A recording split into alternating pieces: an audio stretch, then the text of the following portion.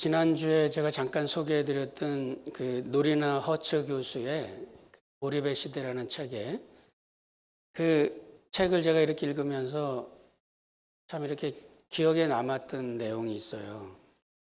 그 책을 시작하면서 이 허츠 교수가 자기의 경험을 이야기하면서 시작을 하는데 그 이야기 내용이 제가 좀 생소해요. 이렇게 해도 될까 하는 생각이 들 정도로, 그러나 아마 그것이 지금 이 웨스턴 소사이어티에서는 보편적인 그런 일이 된 건 아닌가 이렇게 생각이 듭니다. 그 경험이라는 거는 한 여성을, 이 허츠 교수가 여성입니다. 그런데 여성을 기다리면서 커피숍에서 기다리는 그런 장면입니다. 이제 만나러 오는 여성의 이름은 브리트니인데, 이 브리트니를 만나게 된 거는 웹사이트에 Rent a Friend, 친구를 빌려준다는 그런 웹사이트에서 소개를 받고 1시간당 40불씩 지불하고 그분하고 만나서 대화하고 저녁 같이 먹고, 그러면 헤어지고 돌아가면 그 시간을 계산해서 크레딧 카드에서 차지가 나가나 봐요.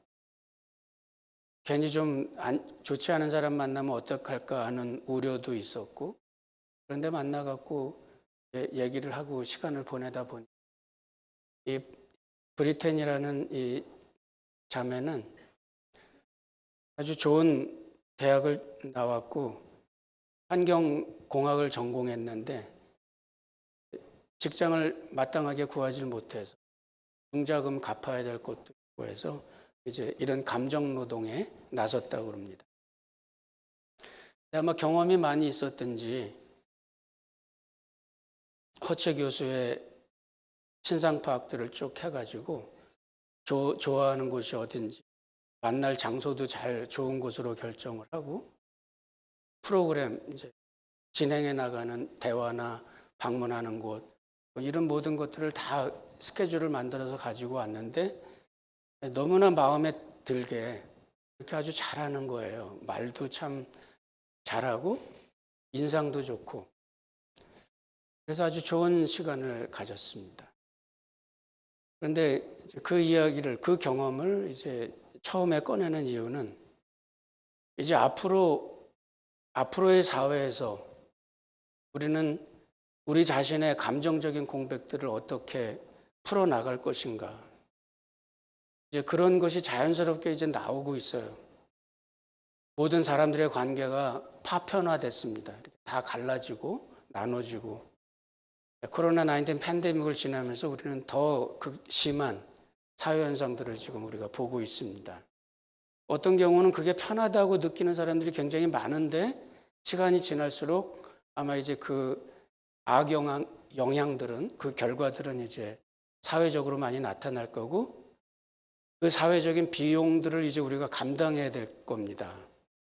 예를 들어서 우울증이 많아진다든지 자살률이 높아진다든지 몰입감이 심해진다든지 그런 걸 근거로 해서 어떤 정신질환들이 나타나든지 하게 되면 그거를 치료하기 위한 비용과 복구하기 위한 비용들이 이제 천문학적으로 이제 커갈 거라는 거죠.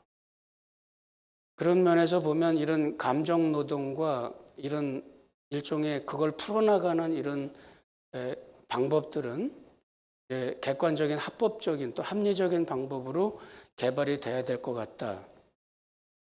실제로 우리는 이미 그런 세대에 들어와 있어요.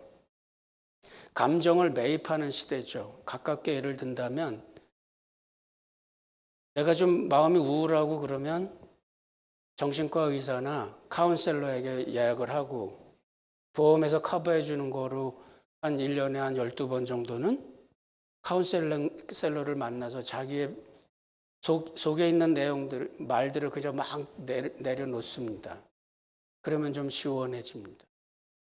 또 우리 아기들, 우리 유아들에게 친구를 만드는 방법 또는 친구와 함께 놀이하는 방법들을 가르쳐 주기 위해서 이웃들보다는 그냥 좀 비싼 돈 주고 놀이방을 보내서 좋은 자녀들이, 좋은 환경의 자녀들이 모이는 곳, 좀 돈을 더 주더라도 그곳에 보내서 아이들이 거기서 좋은 습관 배우고 이렇게 하기 위해서 그런 곳에 돈을 내고 보냅니다.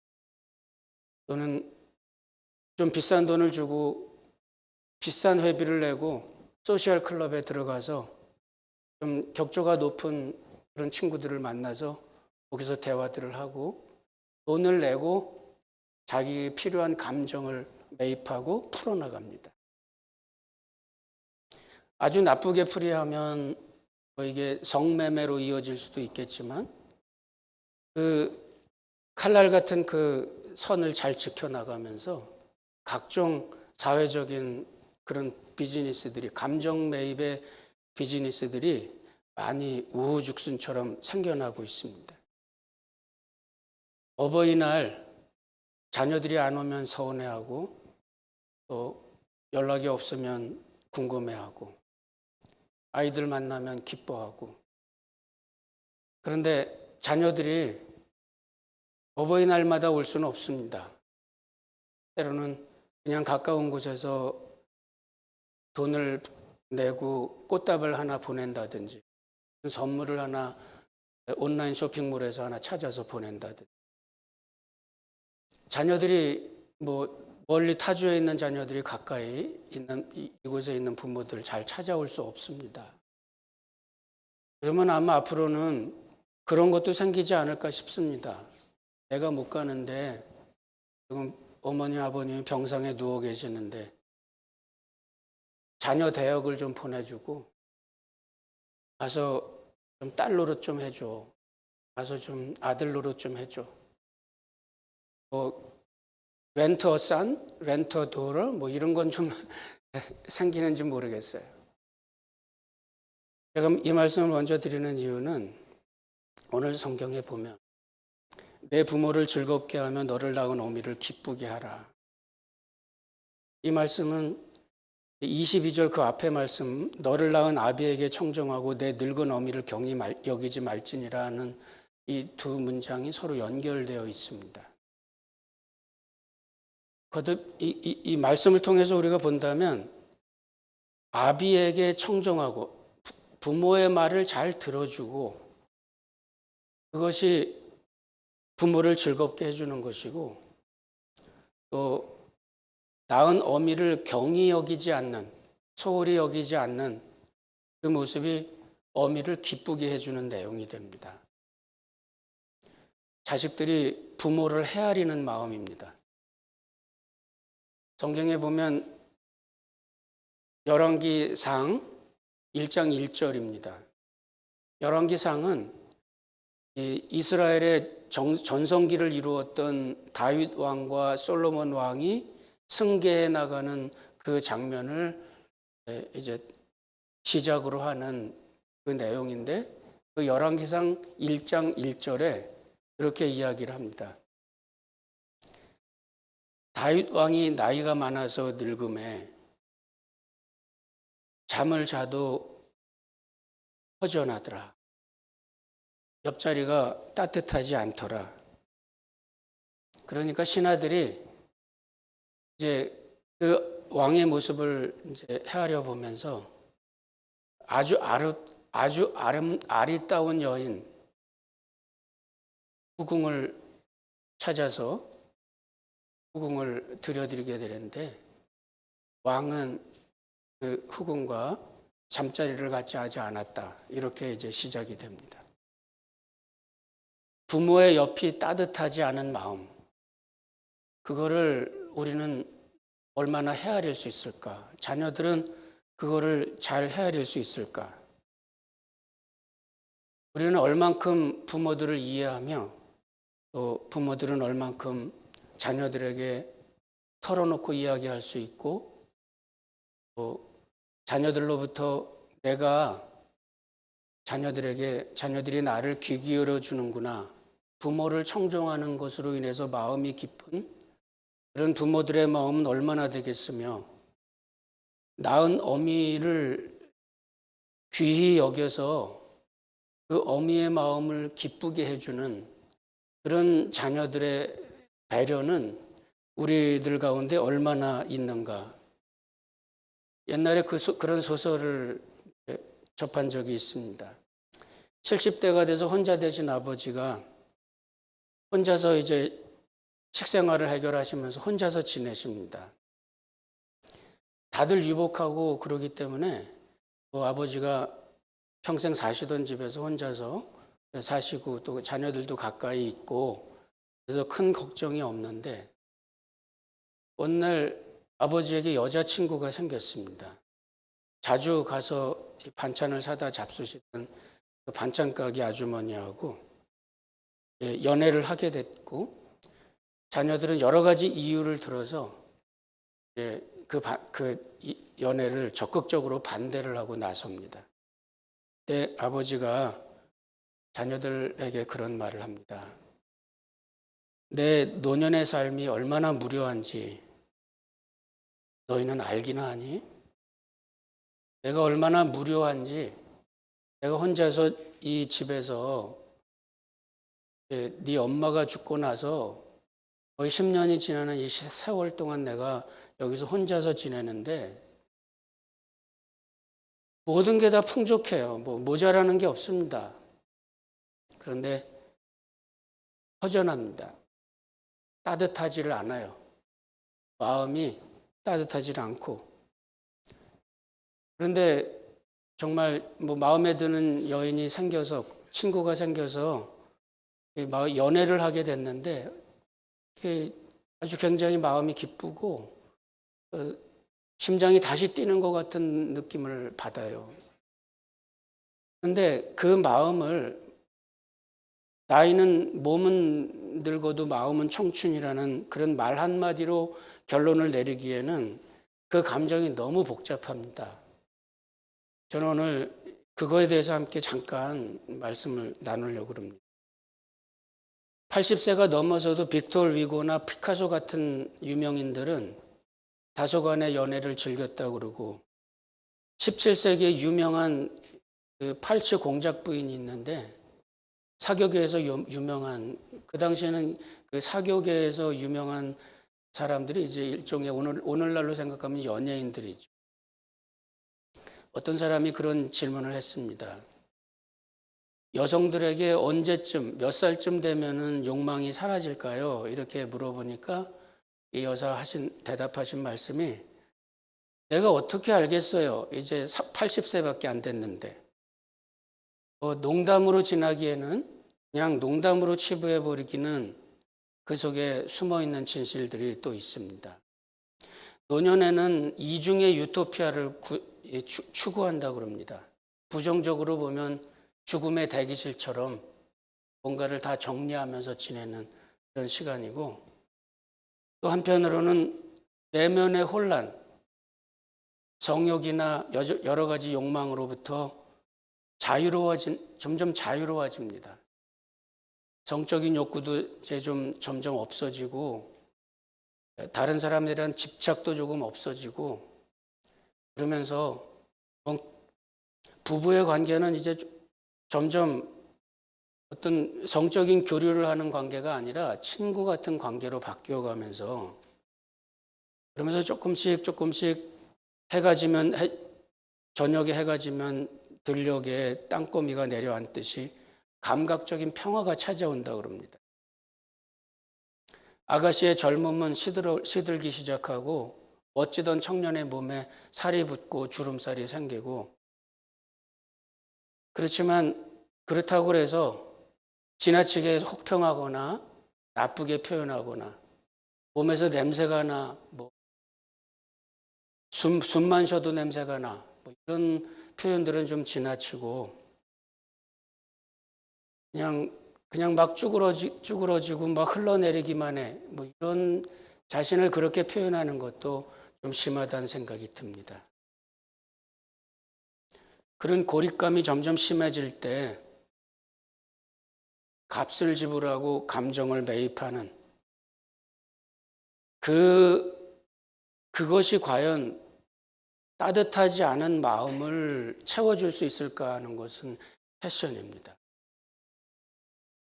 따뜻하지 않은 마음을 감정을 사는 감정 매입을 통해서 감정 노동자들의 봉사를 받으면서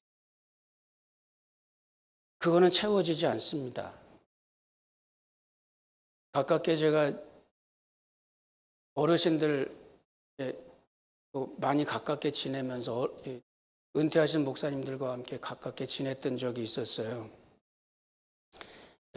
그분들이 이제 컴퓨터를 좀 배웠으면 좋겠다 그래서 은퇴 목사의 그룹을 만나서 이렇게 그걸 가르쳐 드리고 그러면서 가까워지고 또 목사님들이 뭐 이제 필요한 일이 생기면 저를 찾아서 제가 가서 만나 뵙고 그랬습니다. 제가 섬기던 교회에도 어르신들이 많이 계셔서 늘 그렇게 찾아다녀서 뭐 집에 필요한 일 있으면 고쳐주고 도와드리고 그렇게 목회의 큰 일 중에 하나였어요. 근데 잠깐씩 가서 또는 잠깐씩 오는 간병인들 또는 드라이브가 필요할 때 잠깐씩 와서 그 일을 해주는 또 카운셀링이 필요할 때 조금 만나서 카운셀링을 해주고 그런 건 그냥 관계입니다. 소셜이지 그거는 따뜻한 마음에 따뜻하지 않은 마음 이거를 채워주기가 안 되더라고요. 그거는 안 되는 일이에요. 필요해서 생기는 사회적인 액티비티들이긴 한데 그거는 그게 채워지질 않더라고요. 그거는 우리가 값으로 사가지고 되는 거는 아닙니다. 그러면 어떡할까요?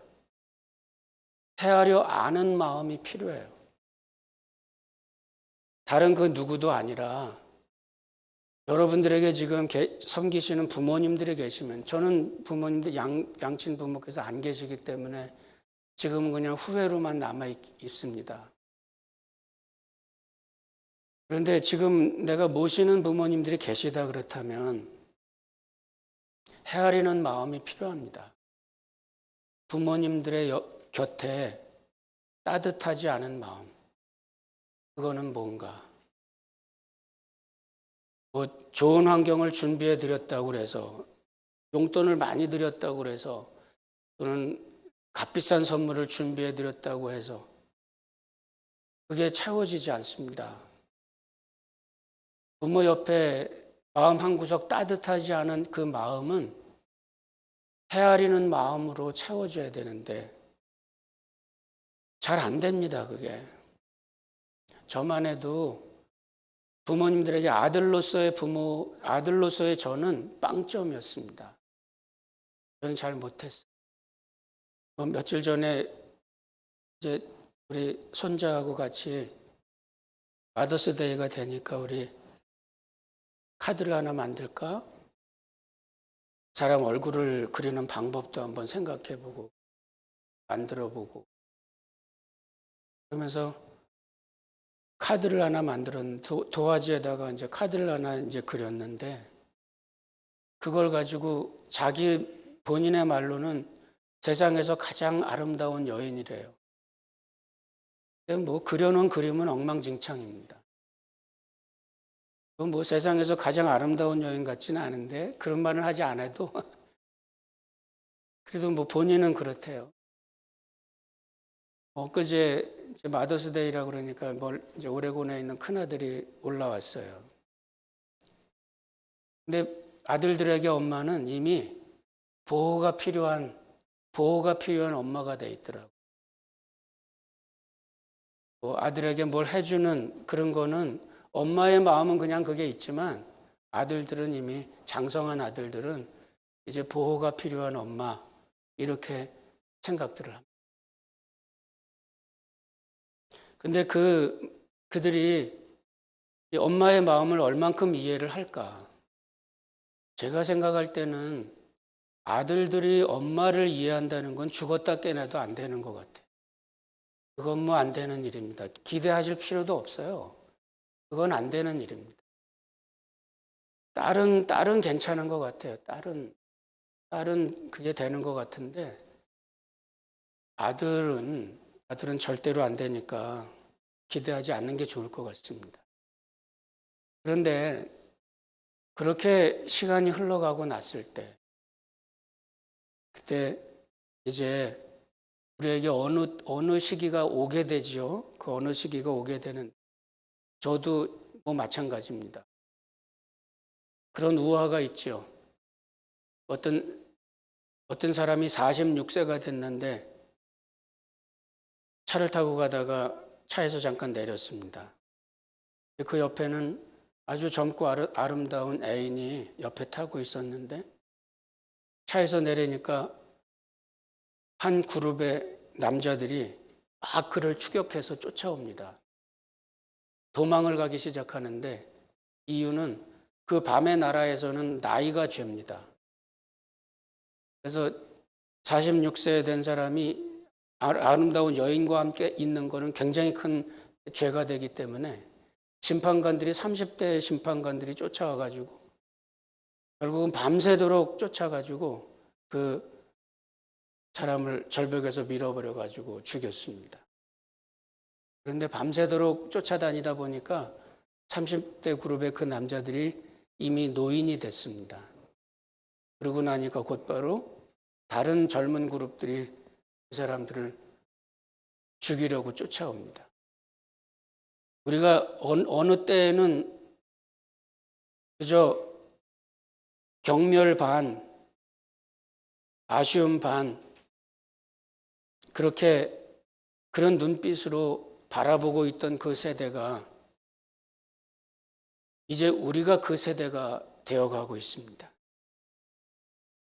이거는 인생의 뼈아픈 교훈이고 마침내 돌아오는 부메랑입니다. 반드시 어느 때가 되었을 때 우리가 멸시했던 그 어떤 사람들의 모습이 내가 그들이 되어 있을 겁니다. 세상을 이해하고 세상에 영향을 미치려면 세대들을 엮는 마음이 필요합니다. 따뜻하지 않은 마음, 내면의 고뇌와 회한들이 어떤 것인가, 그거를 읽어낼 수 있는 감성이 필요합니다. 우리 엄마들이 24시간 서비스하는 사람들이 아니잖아요. 그들의 마음 속에는 아직도 별거하고 재혼을 하고 사생활을 즐기고 싶고 여행을 하고 싶어하는 그 마음의 소녀 같은 마음들이 아직도 그들 속에는 자리하고 있습니다. 그저 열심히 가족들을 위해서 지금도 희생하고 있는 게 엄마들이지만 그러나 그 마음 속에는 언제나 깊은 마음 속에 따뜻하지 않은 마음들이 있습니다. 성경은 그걸 그렇게 얘기합니다. 부모님들을 잘 들어드려라. 존귀하게 여겨라. 그것이 부모님들을 행복하게 만들고 부모들에게 기쁨을 주는 일이다. 공유하고 소소한 곳에 마음을 써주는 작은 배려, 이런 게 벼락 같은 고백, 멋진 선물보다 아마 우리가 이런 마더스데이 같은 그런 기회에 한 번 더 준비해 봐야 될 그런 감정의 모습이 아닌가. 부모와 자식의 관계에서 자식들은 언제나 기회가 있습니다. 자식들은 언제나 기회가 있습니다. 자식으로 인해서 부모들은 기쁘고 자식들로 인해서 부모들은 마음이 즐겁습니다.